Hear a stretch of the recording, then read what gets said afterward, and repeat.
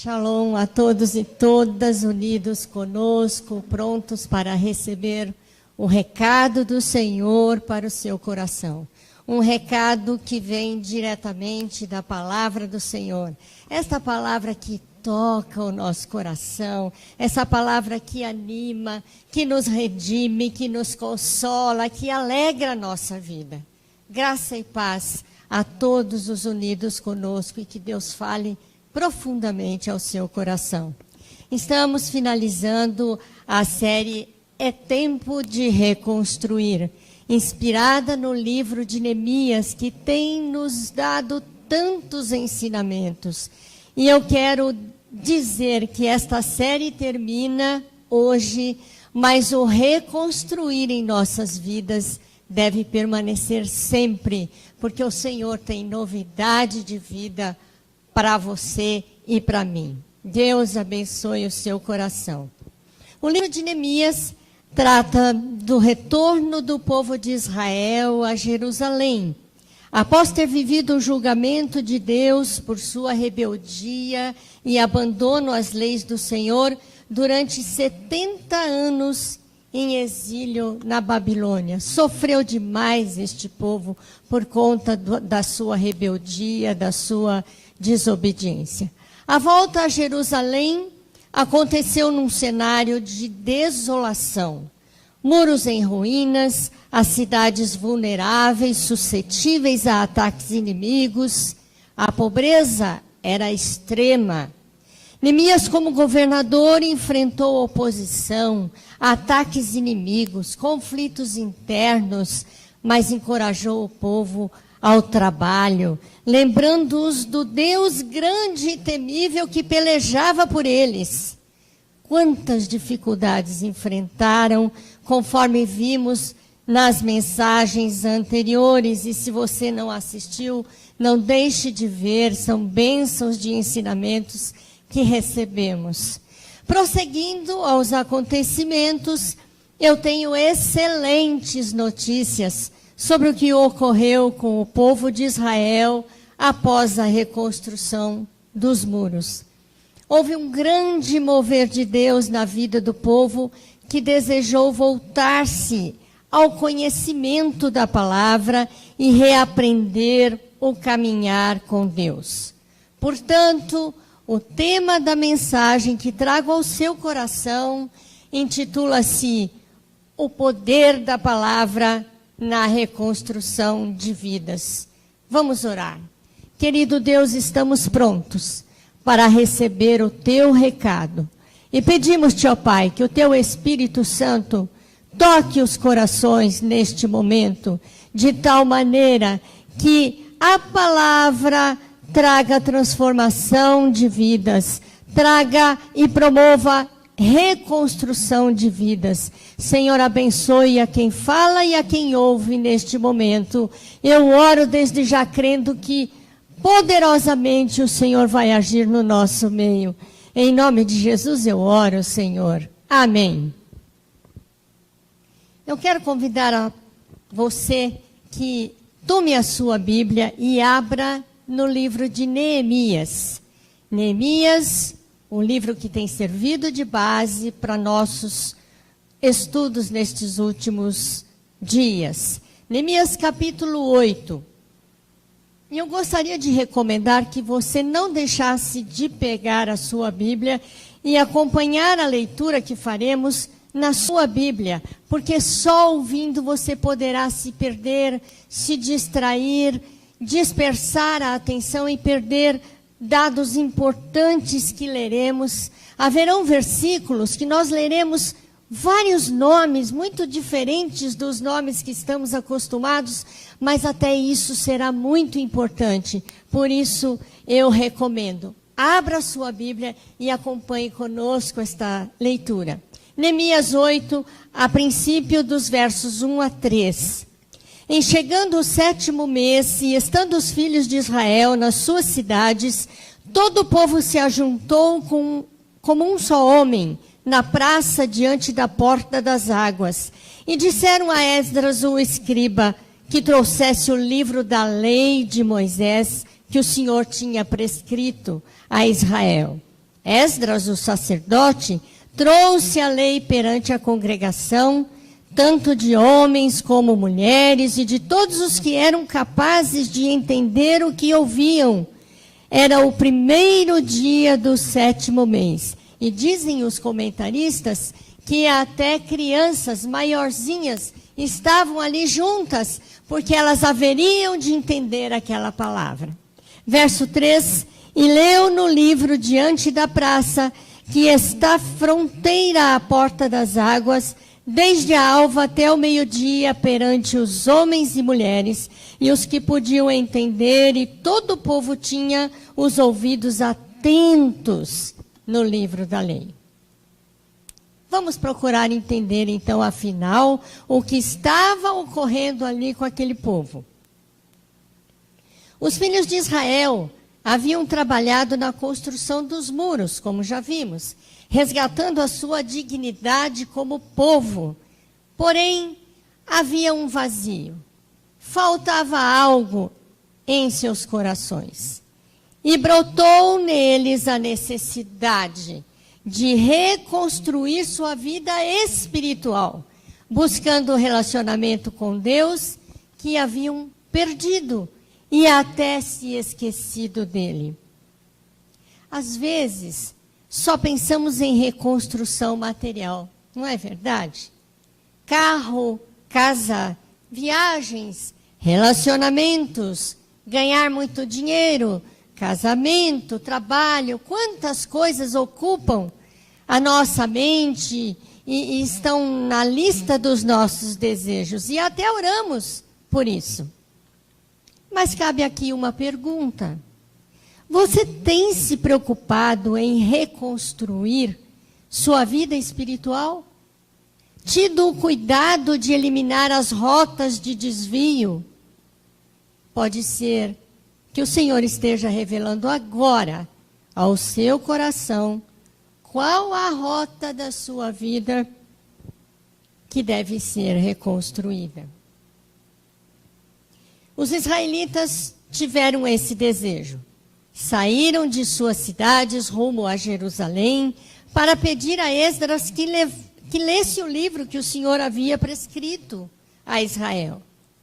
Essa atitude do povo demonstrou o quê? Mudança de rota. Porque tiveram sede da palavra de Deus. Retomando dos versos 4 a 6 agora a leitura. Esdras, o escriba, estava num púlpito de madeira que fizeram para aquele fim. Estavam em pé junto a ele, à sua direita, Matitias, Sema, Anaías, Urias, Ilquias e Maazéias. E à sua esquerda, Pedaías, Misael, Malquias, Azum, Asbadana, Zacarias e Mesulom. Esdras abriu o livro à vista de todo o povo, porque estava acima dele.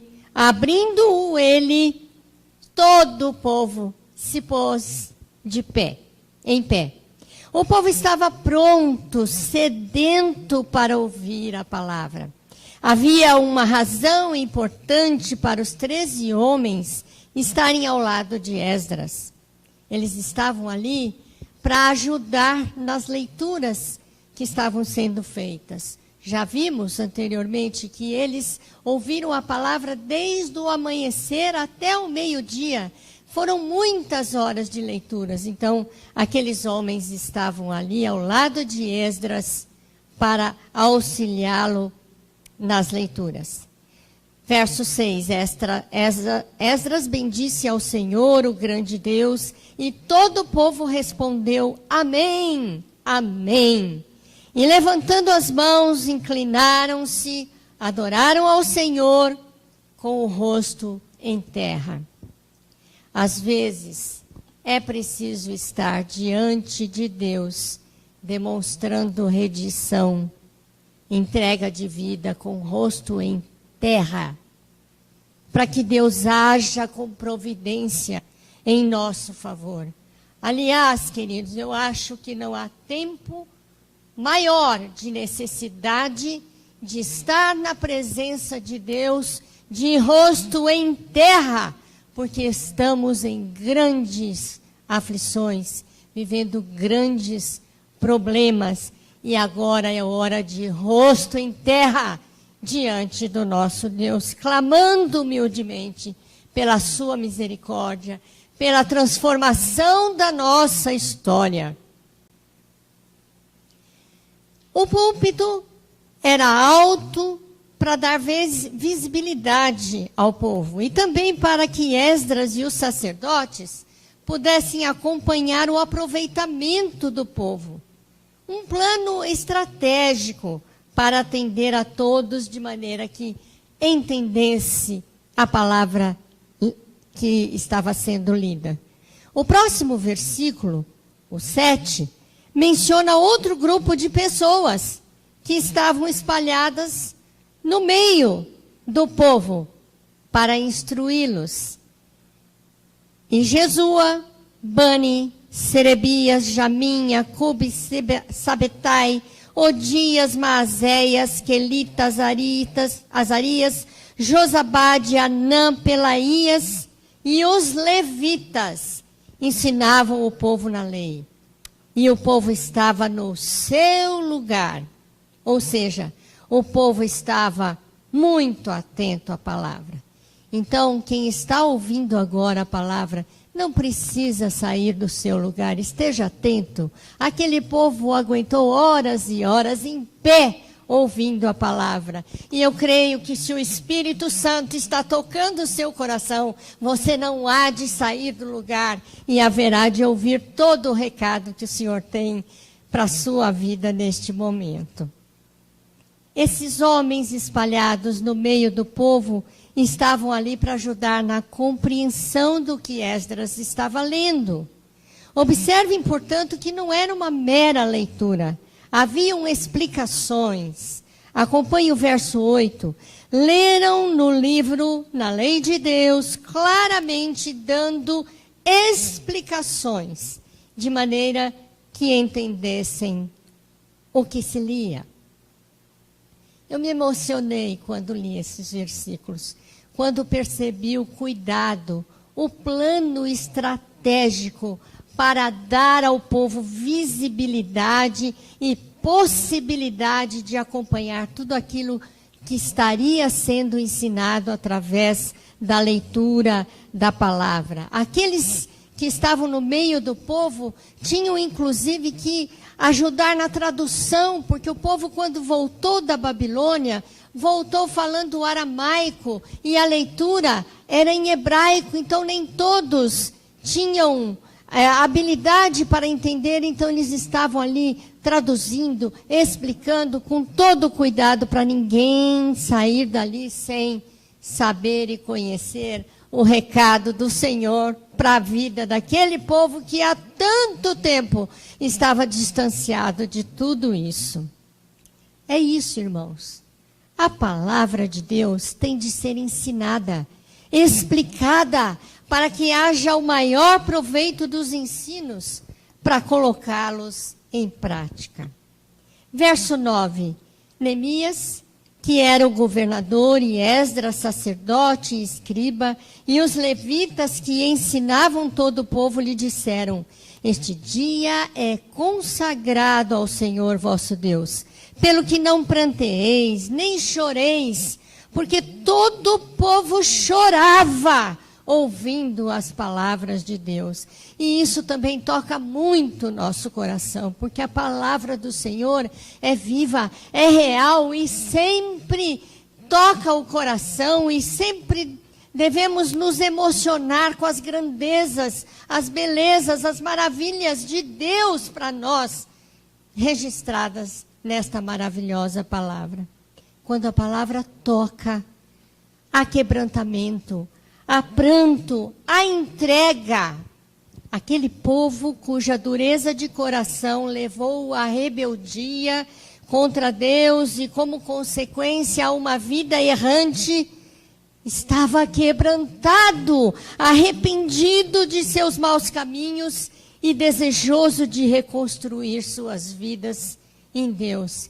Que magnífica experiência desse povo que serve para nos animar também nos nossos dias. É tremendo quando isso acontece, quando Deus se manifesta no meio de um povo e vai tocando corações, e vai incendiando corações, e a palavra vai transformando as vidas. Se você possui áreas da sua vida que precisam ser reconstruídas, o caminho está na instrução da palavra, que gera convencimento de pecado, arrependimento, alegria e força para mudar. Acerca deste assunto, desta questão, em 2 Coríntios, capítulo 7, verso 10, nós temos o seguinte: porque a tristeza, segundo Deus, produz arrependimento para a salvação, que a ninguém traz pesar. O que esse texto diz? Que a tristeza que nós possamos sentir quando a palavra toca o nosso coração e vem a consciência do pecado e o arrependimento, essa tristeza traz leveza para a nossa vida, porque ela restaura a alma, e no lugar do peso do pecado, a alegria do Senhor estabelece na vida de quem está quebrantado e renova as forças. Glória a Deus por isso. Versículo 10, disse-lhe mais: ide, comei carnes gordas, tomai bebidas doces, e enviai porções aos que não têm nada preparado para si, porque este dia é consagrado ao nosso Senhor. Portanto, não vos entristeçais, porque a alegria do Senhor é a vossa força. Eu amo esse verso. Eu creio que é o mais bonito de todo o contexto que já lemos. A alegria do Senhor é vossa força. Tome para si esta afirmação, esta promessa. Tome posse e diga: a alegria do Senhor é a minha força. Verso 11, os levitas fizeram calar todo o povo, dizendo: calai-vos, porque este dia é santo, e não estejais contristados. Então todo o povo se foi a comer, a beber, a enviar porções e regozijar-se grandemente, porque tinham entendido as palavras que lhes foram explicadas. Aleluia! Essa manifestação concomitante de tristeza e alegria que estava acontecendo ali com o povo chorando, de repente vem Neemias, os levitas e tantos outros e diz, agora parem de chorar. É tempo de alegria agora, é tempo de festa, porque o arrependimento já havia acontecido, o quebrantamento já estava posto na vida deles. E Neemias, então, e todos os seus companheiros disseram, é hora de se alegrar, de comer, de repartir com os que não têm. Quando o Espírito de Deus toca corações, imediatamente vem a alegria do Senhor para fortalecer o quebrantado. Deus transformou todo o pranto daquele povo em festa. E eu me lembro do Salmo 133. Quão bom e quão suave é que os irmãos vivam em união. E no final do Salmo, ali o Senhor ordena a bênção e a vida para sempre. É isso que ocorre quando o povo de Deus se põe a louvar, adorar a Deus em comunhão uns com os outros. Um ajuda o outro, um afeta o outro. Se um é tocado, o outro também já vai sendo. E Deus se alegra com isso. É a congregação dos santos adorando verdadeiramente ao Senhor. E eu digo mais, há bênçãos especiais que nós recebemos quando estamos ligados uns aos outros em adoração ao Senhor. Não que Deus não nos abençoe fora desse convívio, mas as bênçãos deste momento são destes momentos. Não quero perdê-las, nenhuma. Creio que você também não. Mas nós temos ainda alguns importantes aprendizados para os nossos dias. Quando os preceitos do Senhor são negligenciados, como foram na experiência de Israel, a vida se desorganiza. A pessoa perde a referência da direção do Senhor e passa a viver conforme o seu próprio entendimento. É como se ela própria montasse um kit fé para si própria. Ah, eu creio assim. Ah, não, aqui eu creio diferente. Ah, não, sobre essa questão, eu não creio que isso seja aplicável mais para os nossos dias. Isso já era. Ah, não, nessa questão eu não creio nada. O que é isso? Isso não tem fundamento. As instruções do Senhor, os preceitos do Senhor, eles são inegociáveis, eles são eternos, eles não mudam. Nós é que temos de mudar diante dos ensinos do Senhor. E como isso vale a pena? O próximo passo do perigo que se corre é o isolamento. A pessoa não acha mais necessário manter comunhão entre irmãos, nem servir na igreja do Senhor Jesus, principalmente nos nossos dias, que temos tantas e tantas e tantas opções para participar de um culto dentro de casa, comodamente, um kit fé bem confortável, que não confronta, que não cobra, que não pressiona, parece ser muito bom, mas não é. Quem quer levar uma vida cristã independente, sem compromissos, acreditando que ouvir de quando em quando uma mensagem aqui e ali, orando em momentos de maiores apuros, é suficiente. Outros, em estágio ainda mais avançado de distanciamento do Senhor, da igreja do Senhor, abandonam tudo. Não sentem necessidade de tais práticas, porque ocuparam o espaço da devoção com o pecado, com outros atrativos que podem ser os prazeres da vida e os interesses unicamente pessoais. A prática da vida cristã isolada, sem nenhum compromisso com a igreja de Jesus Cristo, afastada do convívio entre os irmãos ao longo do tempo, gera esfriamento da fé, até chegar ao abandono completo, até do que já havia crido anteriormente. Que triste alguém chegar nesta situação. Nesta semana, na minha caminhada, encontrei-me com uma vizinha e passamos a caminhar juntas e conversar, de máscara. E ela é uma mulher de Deus, crente no Senhor Jesus, ama a palavra, ama o Senhor, ama servir na igreja do Senhor, mas ela compartilhou algo interessante que a gente precisa refletir sobre isso. Ela disse, o ano passado, quando iniciou a pandemia, eu reunia toda a minha família, nós assistíamos a todos os cultos online, não perdíamos nenhuma das programações online, mas o tempo foi passando e a nossa participação foi ficando mais espaçada, e eu chamando, e eu lembrando, dando os horários, até que passamos a participar nos dias da ceia do Senhor. E agora, virando 2021, eu tenho a triste constatação que nem os cultos de ceia, todos nós temos acompanhado e participado. E ela dizia, meu Deus, se a minha família, que ama o Senhor, que serve ao Senhor de longos anos, somos firmados na igreja de Jesus Cristo, estamos assim, e o restante dos cristãos que faziam já antes da pandemia muito menos ainda. Onde é que está esse povo? Onde é que estão os cristãos? O que estão fazendo agora? Meu Deus, o que será de nós? Disse ela. E é uma constatação, e nós temos que refletir sobre isso.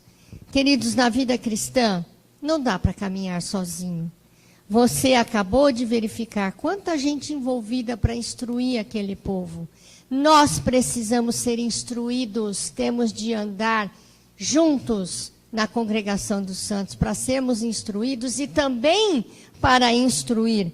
Aqueles homens que estavam no meio do povo não eram só levitas, sacerdotes, haviam chefes de famílias ali ajudando na compreensão. Então você, eu, podemos ao mesmo tempo que nos instruímos, instruir também a quem precisa de instrução. João 15:5, há uma afirmação tremenda que Jesus fez. Eu sou a videira, vós os ramos. Quem permanece em mim e eu nele, esse dá muito fruto. Porque sem mim, nada podeis fazer. Eu fico impressionada com os comparativos que Jesus faz, com poucas palavras, para explicar coisas tão profundas. Ele é a videira, nós os ramos ligados a ele. E ele diz que sem ele nada podemos fazer. Se nos desligarmos de Jesus, nada poderemos fazer, porque ele é tudo em todos. Sem ele nada podemos fazer de bom. De ruim a gente pode fazer muita coisa, mas de bom, só ligados a Jesus. Mas vamos além. A videira tem os ramos.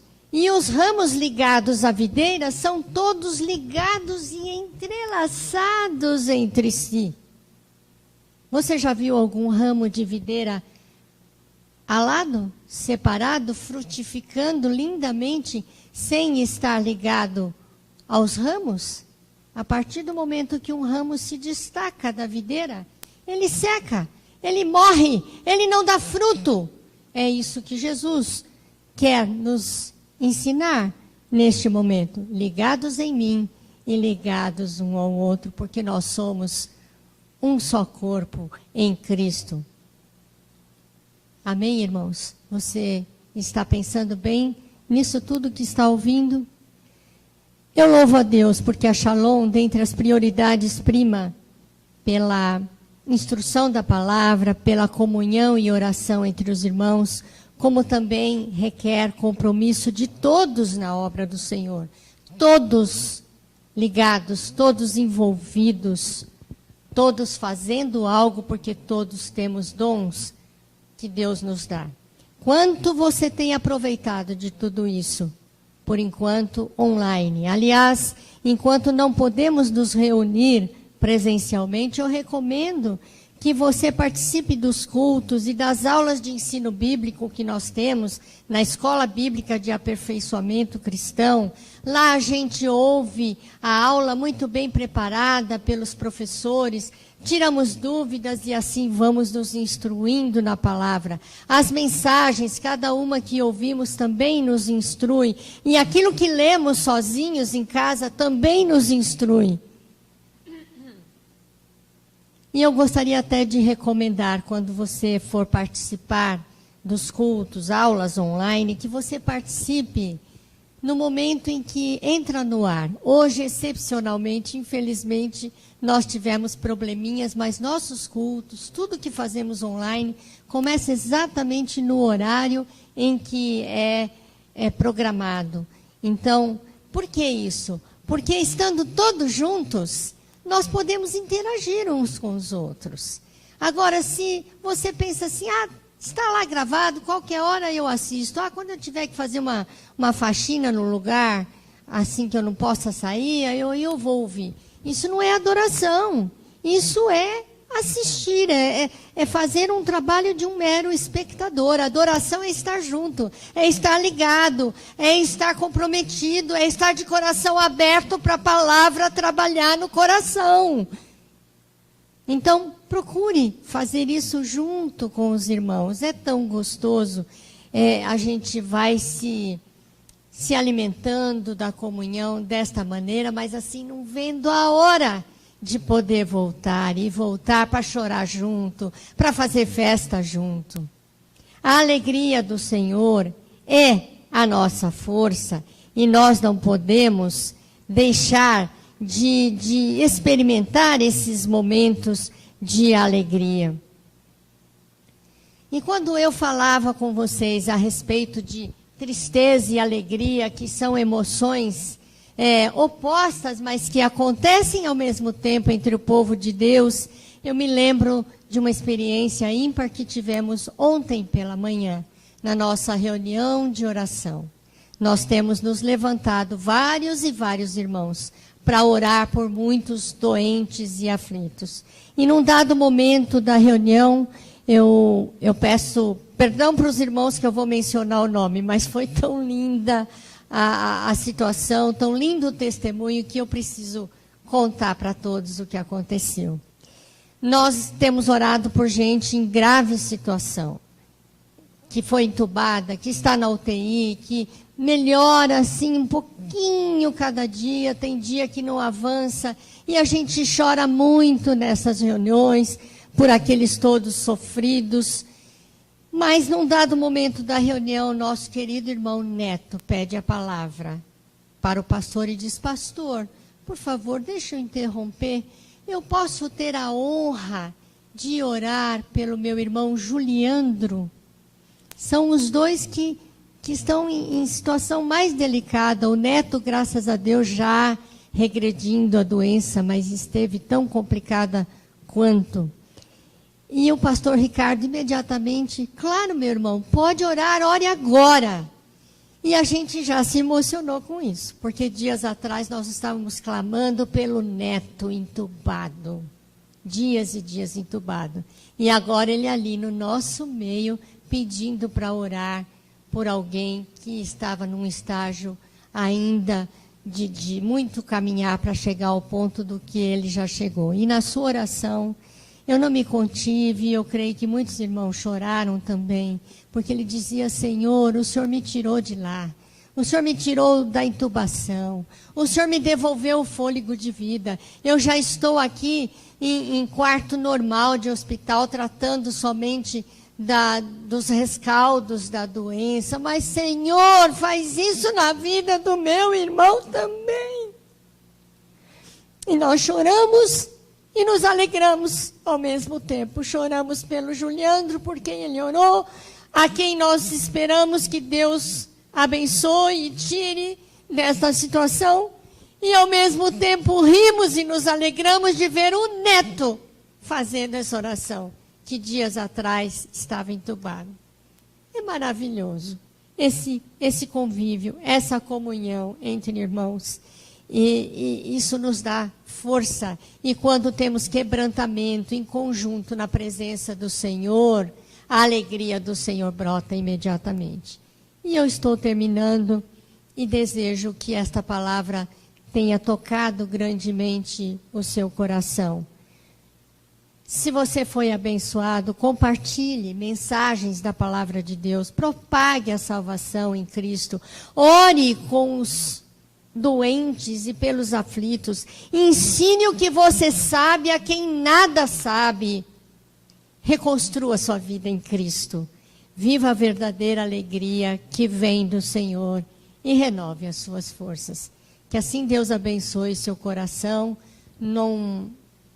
Eu peço que ninguém saia do seu lugar. Pastor Noidi vai orar conosco agora. E eu desejo que Deus tenha falado maravilhosamente ao seu coração. Que assim Deus os abençoe. Amém. Eu creio mesmo que Deus tenha falado ao seu coração. Nós vimos que na dificuldade que Neemias estava tendo, muita gente vinha reclamar, questionar, dizer que ele não ia ter bom êxito. O povo às vezes até se abatia, mas ele trabalhava com dois aspectos. Ele chegava diante do Senhor e ele fortalecia o povo com a palavra de Deus. Nós temos vivido este momento onde você recebe constantemente tantas mensagens negativas. Não deixe que essas palavras negativas trabalhem no seu coração, mas ore, leia a palavra de Deus e ela fortalecerá o teu coração. Senhor Deus, em nome de Jesus,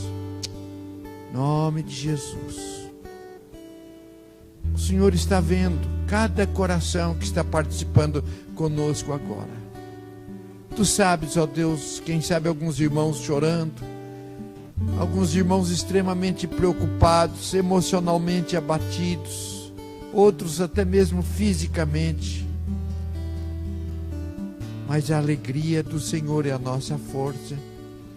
E eu quero te pedir em nome de Jesus que tu enches o coração de cada irmão e de cada irmã da alegria do Senhor, fortalecendo-lhes, enchendo de esperança.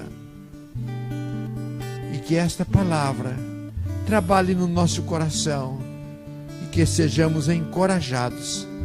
E em Cristo Jesus somos mais do que vitoriosos. É nele que esperamos, é nele e dele que dependemos. Em nome de Jesus.